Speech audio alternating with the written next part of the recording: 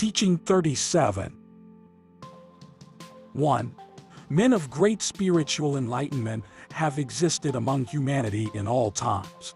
Men who have come to illuminate the path of evolution for their fellow beings. 2. From where have these beings come to Earth? Did they perhaps come from the neighboring spiritual world where those who are to return to this planet now reside? No, my people, I say to you that through the knowledge and the kindness of the beings, you will be able to know from which world they have come. 3. The steps of spiritual elevation form an infinite ladder in eternity. But that journey toward perfection consists of 7 phases which are reflected in human life. Man's life on Earth is divided into 7 evolutionary steps. 4.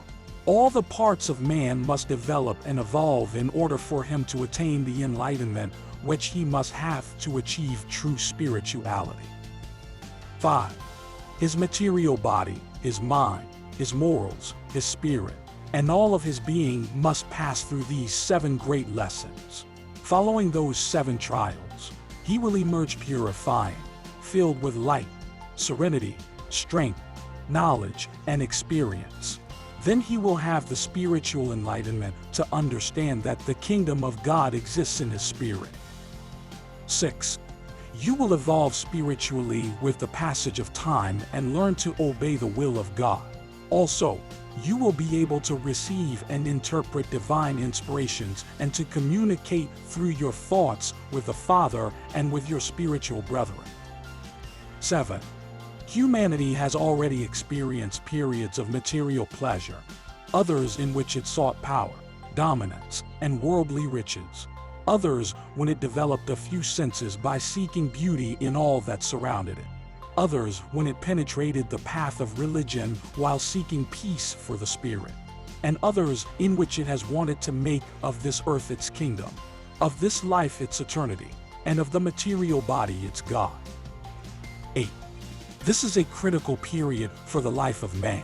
If you observe carefully, you will discover that in all aspects of life, in all elements and forces, there is a gigantic struggle and a great battle occurring. 9. It is the end of a period, humanity. But you do not know at what moment a new period will begin. Only I will be able to reveal that to you, for I am the shepherd who breaks open the seals. You still live in the time of the 6th revelation in which events are occurring that are fulfilling the prophecies. 10. How many religions, sects, and doctrines will fall under the sword of the light of my truth? How many sciences and theories will become meaningless when the new day appears? At that time men will attain spirituality, practice true prayer, and experience true spiritual peace. 11. Because their differences will not allow it. Religions will not be the ones to become united. It will be men who will unite in the law of love, of justice, and of truth, which originates from God. 12. This humanity, which is indifferent to all divine inspiration, does not perceive that it will soon enter the most important era for the spirit, but it will soon awaken from its spiritual ignorance when it observes the signs of my presence which humanity has not yet seen. Everyone needs to be alert when the 7th seal opens to enlighten mankind. 13. For the present, I am preparing this multitude with my word so it may arise inspired in the truth, teaching its brothers the lessons of love from my doctrine. 14. Nourish yourself only with the truth and reject everything that does not contain purity, and your children will be spiritually enlightened. 15. Allow children to see spiritual elevation in you so that in this life they might have a sure path to follow. 16. Attend to all the children whom you are able to offer your love and tenderness for. Thus, you will have offered them charity.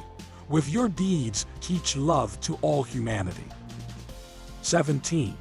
I will look after those children whom you cannot watch over, and I will not permit the bad seed produced by men of this time to contaminate or to confuse those spirits. 18. I am the one who sends spirits to incarnate according to the law of evolution. And truly I say to you that it will not be the influences of this world which will make me deviate from my divine plans. For my divine will shall be fulfilled in spite of man's ambition for power. 19.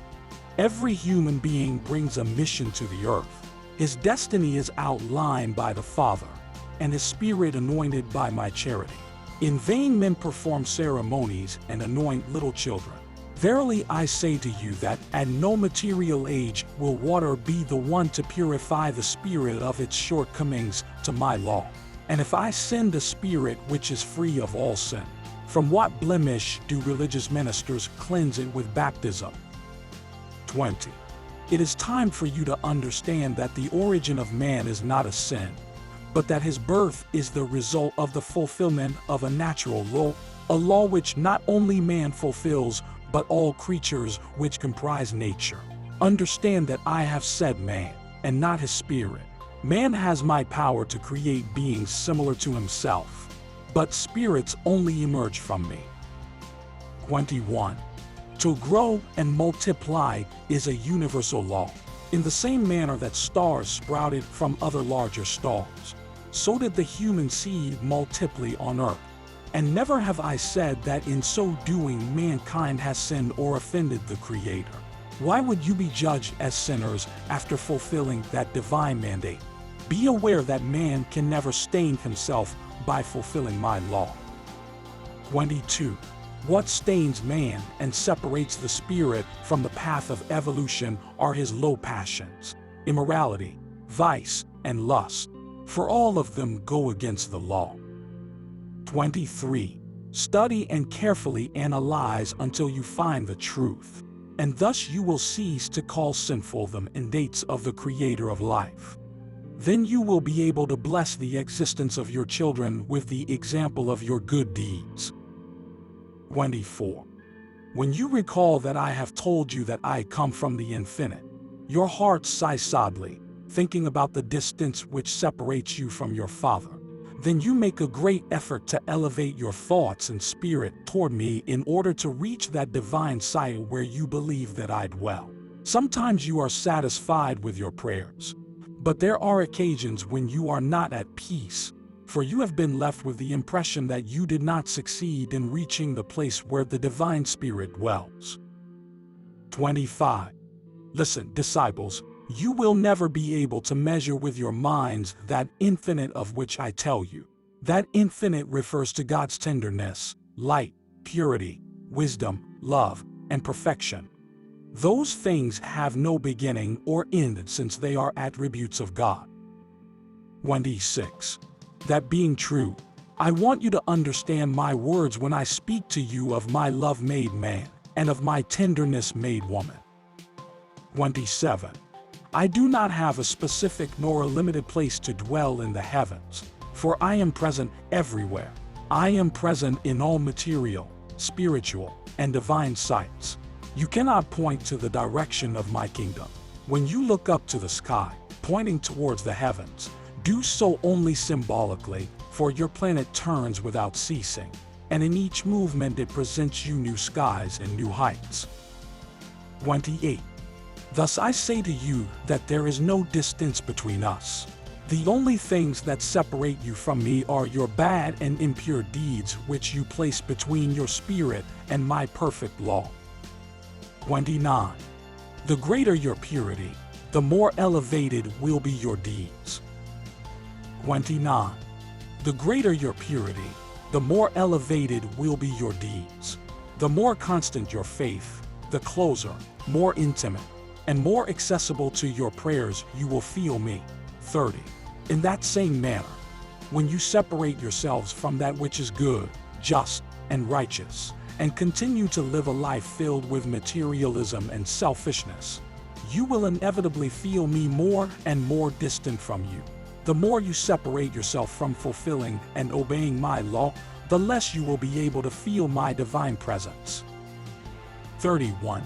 Understand why I have come at this time to manifest my word in this form and to prepare you for the communication of spirit to spirit.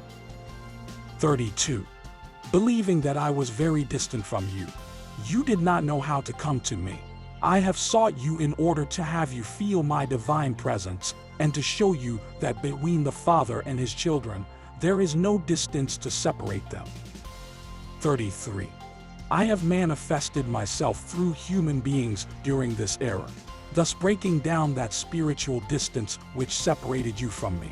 This has been a gift from the Father to his children, and one more proof of his mercy which was granted because of man's immaturity and lack of spirituality. 34. For that reason, this time of grace, in which I have communicated through human spokesmen, will be brief, for it is not a gift which you have achieved through your own merits and spirituality. Thus, it is not something that you have earned. I repeat that it is a favor which I have granted to you, and that once 1950 comes to an end, I will cease this form of communication in the hope that with your marriage you will once again feel my presence as you communicate with me from spirit to spirit. 35. The new communication will be truly spiritual, simple, natural, pure, and perfect. All other forms of worship that lack perfection and enlightenment, and are filled with fanaticism and idolatry, will begin to disappear. You will then open the sanctuary within your being so that my spirit may dwell there eternally. 36.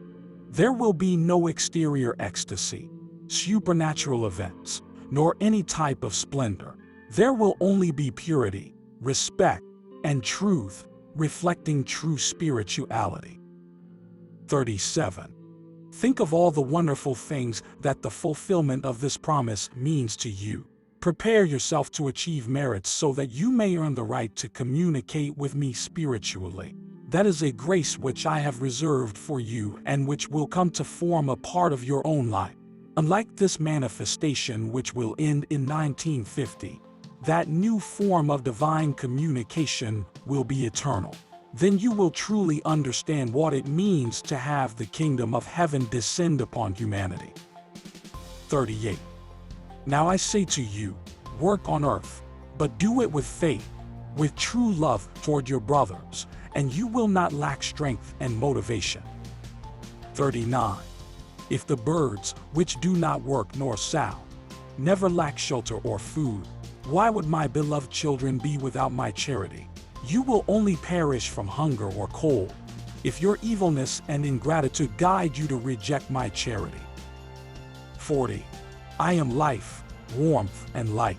I am bread and crystalline water, and I have come again to resurrect the dead and to awaken those who live in darkness to a life of spiritual enlightenment. 41.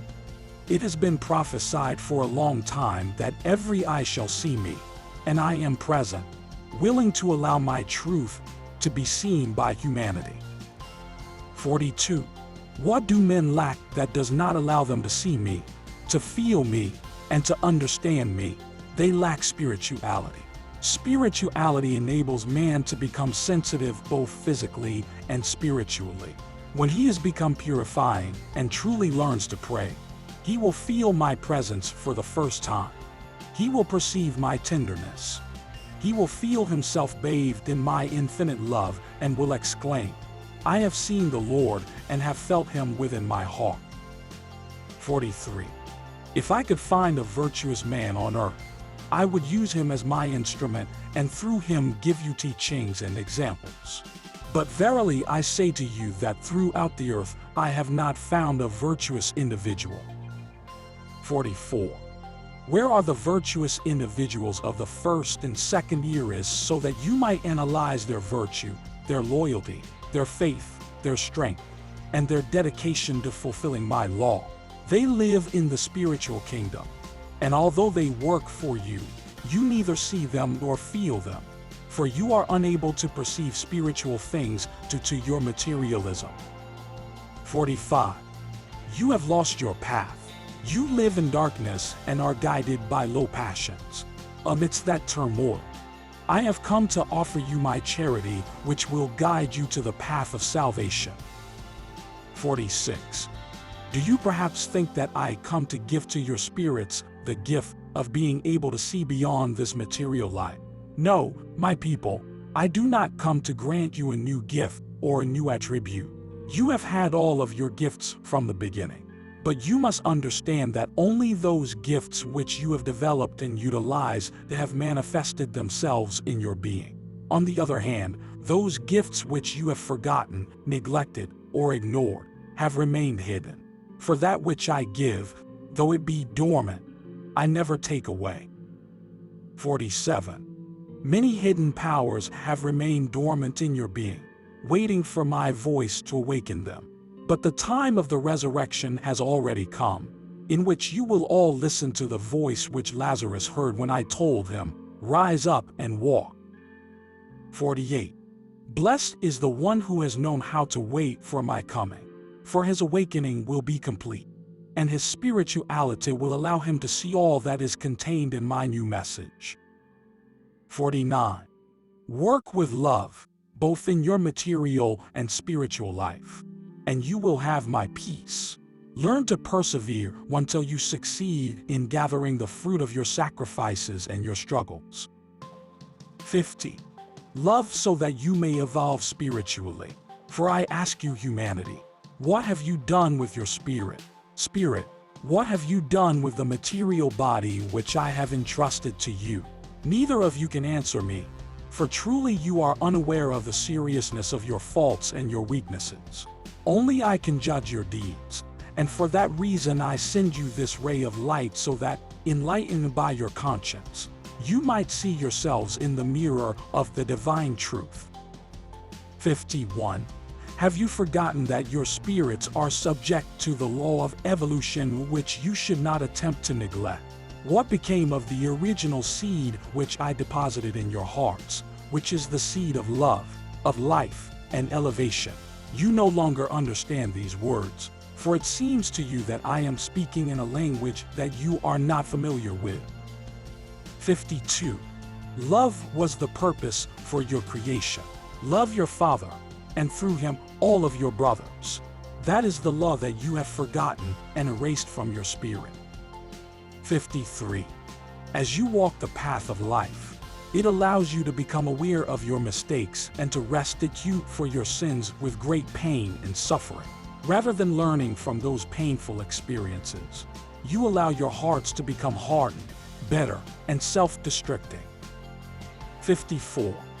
You have not wanted to listen to those voices that have attempted to detain you from following the path of darkness to the edge of the abyss where you could fall, dragging your brothers with you. 55. Who among you can imagine what the bottom of that abyss is like, which you have created with your intense hate and evil? No one. No one can imagine the darkness or the pain accumulated during centuries, millenniums, and eras in that abyss which is filled with immense bitterness. 56. I ask the men of this era, who consider themselves more advanced than their brethren from past eras, with all of your abilities, have you not found a way of attaining peace or of achieving power and wealth without killing your brethren, destroying them, or enslaving them? Do you believe that your advancement is true and real even though you live in sin, vice, and spiritual darkness? I am not against science, since I myself have inspired it in man. What I do not approve of is the manner in which man has sometimes utilized science. 57. I want you to be highly knowledgeable, to attain wisdom through the teachings that I have given you, and to allow your conscience to guide you along the path of life. Then you will not only see your spirit becoming virtuous, but you will also observe your physical body becoming strong and healthy. 58. Remember that I previously said, man does not live from bread alone but also needs nourishment from God's word. I wanted you to realize that in your beings a nature exists which you cannot solely satisfy with what you possess in this world. In order to satisfy it, you must seek those things which exist beyond the material world. That is to say, you must seek God who dwells in the kingdom of perfection and is the origin of all spirits. 59. You have not lacked my light for one single moment. Yet you are like cold tombstones covering the graves, which are warmed for a few moments but soon become cold again. 60. My power and my patience are infinite, and if you want me to offer you more evidence of my love when you are near the edge of the abyss, I will grant it to you. But I should tell you that in that infinite love which once more I will show you, my wise and inflexible justice will also be present. 61. You must trust me in order for me to help you, but be alert and prepared for the battle. Be warriors, but not those who destroy the life of your fellow men, but rather those who build with love, with morality, with peace, and with good deeds. 62. Do not allow necessities nor difficult burdens to make you return toward materialism. On the contrary, arise with spiritual strength when you are confronting ordeals and temptations. Verily I say to you that if you know how to take advantage of those trials and ordeals, through them you can elevate yourselves to a superior life, becoming strong, noble, and devoted, and loving disciples of your Father. 63. I tell the men and women who present themselves before my teaching as heads of families, clothe yourselves with strength, with light, and with peace, for great events will soon occur on earth, and you need to remain tranquil and serene parents. 64. Always seek that which will honor and strengthen your children, and remove from their paths the errors which could cause them to stumble. 65. I have not forgotten the promises which you made to me to separate from materialism in order to return to the spiritual path, where you will be guided by the law of love and of charity and illuminated by your conscience. 66. Once you are walking firmly along that path, you will need to forget about your own needs so you can focus on the needs of your brethren. 67. Then you will realize that many of those whom you had previously encountered along your path and had treated with indifference were indeed enduring pain, bitterness, and carrying a heavy cross. 68. There are many individuals who carry great sorrow in their hearts but weep silently. How many sorrows are hidden behind a smile which you do not know how to understand? But I, who feel each sorrow and each pain, who knows what each human heart feels, say to you, prepare yourselves to develop intuition in order to read what is within your brothers, for they will not always reveal their hidden pain. 69. For those hidden sorrows, for that inner weeping, for that sadness which does not show on the face of those who suffer, it is necessary to penetrate within the human heart. That can only be achieved through spirituality, which awakens the virtue of charity. 70. Oh, if you only knew that there is much that you can give and do even if you live in poverty. But you are still so materialized that many of you believe that you can only perform good deeds with money. That is why I have had to come to tell you that it is not right for you to continue to weep from pain, hunger, and misery, unaware that you are burdened down by the weight of the treasure which you carry without knowing it. 71. Humanity. You are weary from carrying your heavy burden of sins. Also, the physical body, which has been weakened more and more by the low passions and struggles of life, is unable to resist the strength and power of its own spirit, which is battling to liberate the material body from its weaknesses. 72. Remember the night when I was born on earth. Although it was cold and dark, it was not as cold and dark as is the human heart during this era.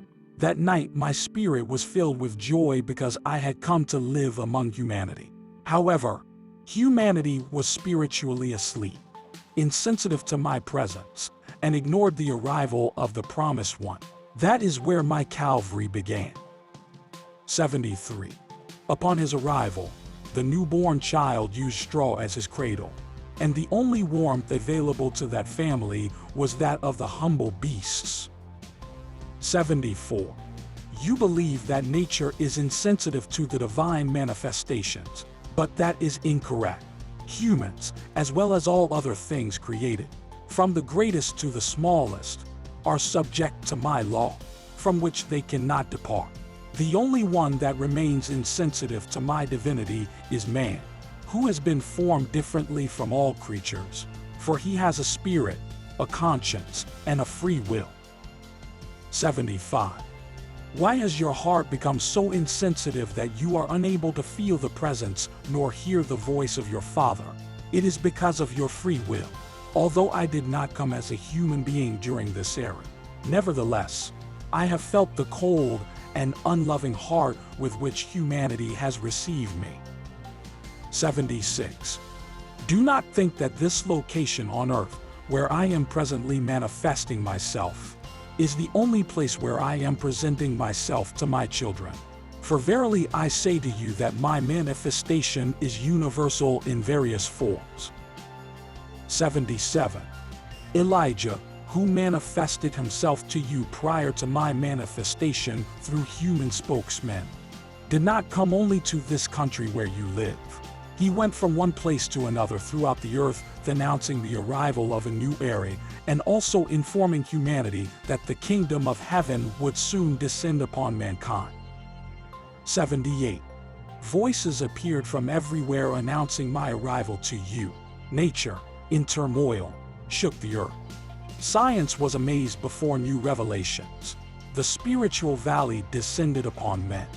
And in spite of that, humanity remained deaf before those voices that announced a new era. 79.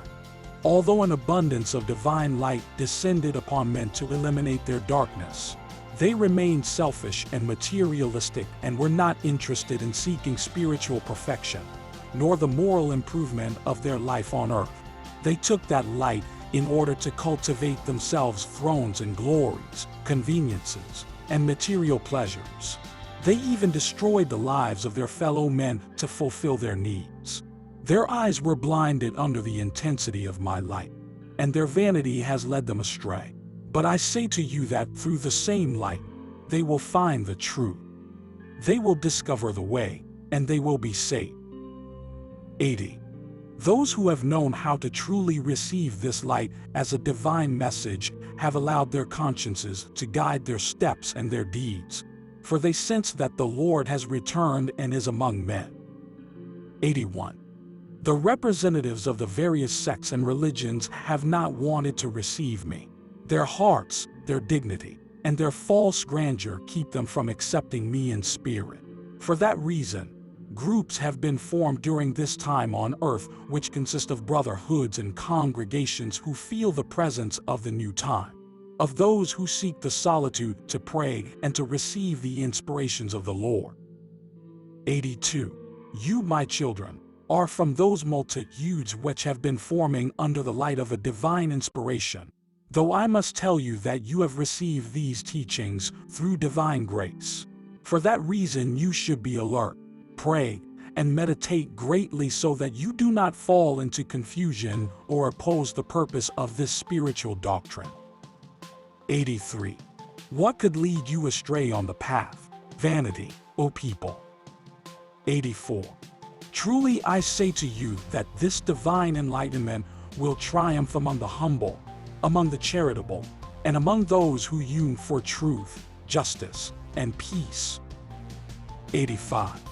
The peace and strength which you reach in prayer will make you perseverant and untiring, sowing goodness, raising those who have fallen, igniting faith, and being a blessing and consolation among all the people of the earth.